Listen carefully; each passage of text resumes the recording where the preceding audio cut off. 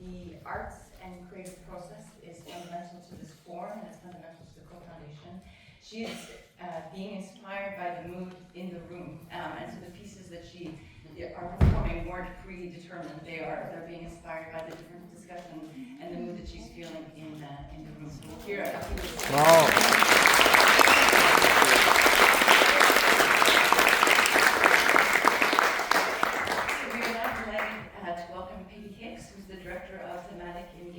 Special Procedures and Right to Development Division at the Office for the UN High Commissioner for Human Rights. Since 2016, she has guided the office's global work on issues from civic space to women's rights and led its initiative placing human rights at the center of the digital stage.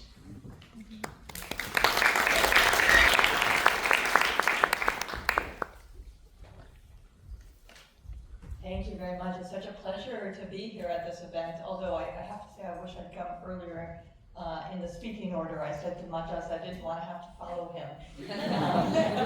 That very inspiring speech about the effects of democracy. I'm here coming from a particular perspective, though, from Geneva, from the Office of the High Commissioner for Human Rights, where last week he launched something that we've called the Global Alliance for Human Rights. And I wanted to talk about the fact that we see that global alliance as an act of resistance, an act of resilience, and ultimately an act of hope. The idea for the Global Alliance is that we will mobilize actors across countries and sectors to meet the challenges facing human rights around the world. This alliance recognizes that no person, organization, or state can help meet those challenges alone, but together that we can inspire hope, generate collective action, and carry human rights into the next 80-year chapter of our common humanity.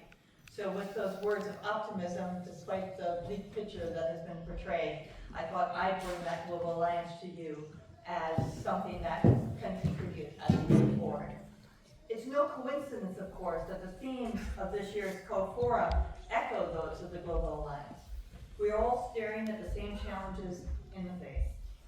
Rising authoritarianism, imperial multilateralism, attacks on international law and institutions, and an AI revolution lacking guardrails. Let's face it, we do face formidable, in some ways unprecedented challenges. By some measures, the world is more violent than at any time since World War II, and more autocratic than it's been in half a century. The fundamental global consensus around international norms and institutions is being challenged. In the words of Canadian Prime Minister Mark Carney, multilateral institutions, the very architecture of collective problem solving, are under threat.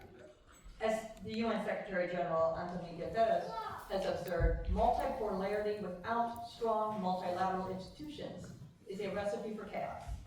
States are increasingly resorting to force to resolve disputes. We already see the potential consequences of a world in which, as the Secretary General put it, the rule of power increasingly displaces the power of law. The costs are being borne by billions of people around the world. They include civilians caught in the crossfire of conflict, or worse, targeted deliberately by warring parties. Millions have lost access to life-saving medicine as a result of foreign aid cuts, or who are priced out of food, fuel, or fertilizer because of a faraway war. Migrants and minorities who are demonized and discriminated against simply for who they are and for seeking a better. Governments are spending untold billions on weapons while many of the goals of the 2030 agenda slip into reverse. Around the world, 1 in 4 people face food insecurity and adequate housing. We could go on. The global context is clear. The challenges before us are urgent, but what about the solutions? I won't pretend we have all the answers, but we would do well to start with the themes of this forum: democracy, human rights, human security, and hope. First, democracy. Democracies are uniquely committed to preserving individual freedom, even if they often fall short in practice. But that's not all. As we've heard, empirical evidence shows that democracy is positively correlated with economic growth, with social protection spending, with improved outcomes for school enrollment, gender equality, curbing corruption, and mitigating climate change. And democracies almost never start wars against each other. So it should alarm us that democracy levels are, as we've heard, back to 1974 levels, and only 7% of the world's population now lives in a full democracy. We need to defend and revitalize democracy in civic space. Second, human security. At the UN Human Rights Office, we have pioneered the concept of a human rights economy. A human rights economy centers people and planet in economic, social, and environmental policies. It means the decisions on budgets, taxes, trade, and investment are made with people's dignity front and center. It requires maximizing resources to meet the state's commitment to healthcare, social protections, quality education, clean water, housing, and other fundamental rights. And as artificial intelligence disrupts our economies and societies, it demands policies that prioritize human safety and dignity. Finally, hope. UN High Commissioner Volker Turk sometimes recalls the tragic story of Stefan Zweig, who once Europe's most popular writer. In 1942, despairing at the Nazi takeover of his Austrian homeland, Zweig took his own life. 3 years later, Nazism was defeated and Austria was again free. It's a poignant reminder of how even the darkest moments can give way to change, and why we must never stop hoping and working for something better. Hope is a force that shapes the world. It compels us to speak when silence would be easier, to act when change seems distant, and to persist when progress feels uncertain. It is not a given in these difficult times, but we must cultivate it through engagement, solidarity, and the daily choice to act rather than withdraw. Hope does not deny difficulty, it confronts it. It does not wait for change, it creates it. To hope is to keep building, keep advocating, and keep imagining alternatives even when the present feels constrained. Time and again, what began as the determined hope of a few has reshaped laws, institutions, and entire societies. And let's be clear, alongside our very real challenges, there are plenty of reasons for hope. For one, most people around the world believe in the same things. Basic human rights, a say in how they are governed, and a fair system of international relations. The 2025 International Law Index indicates that 80 to 90% of people surveyed reject torture, starvation as a means of war, attacks on hospitals, and killing of civilians, even when framed as serving national security.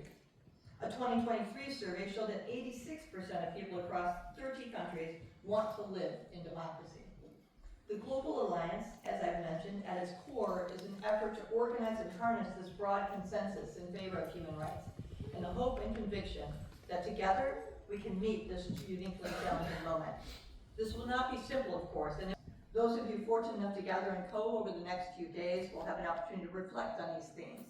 Co is the antithesis of today's hyperactive, polarized environment. It is a place where time slows, diverse views are welcomed, and deep conversations happen. And that's without mentioning political views. I'd like to, before ending, note another challenge that we see, and to ask all of you from Co to come back to Geneva to look at the questions that started us with Jacqueline's talk about the future and AI. I I gave a talk already this morning about the upcoming Global AI Governance Dialogue, a place where some of these issues are going to be hotly debated and ultimately will have an impact on how they're resolved. That is a place where what you learn and discuss in CO needs to be present.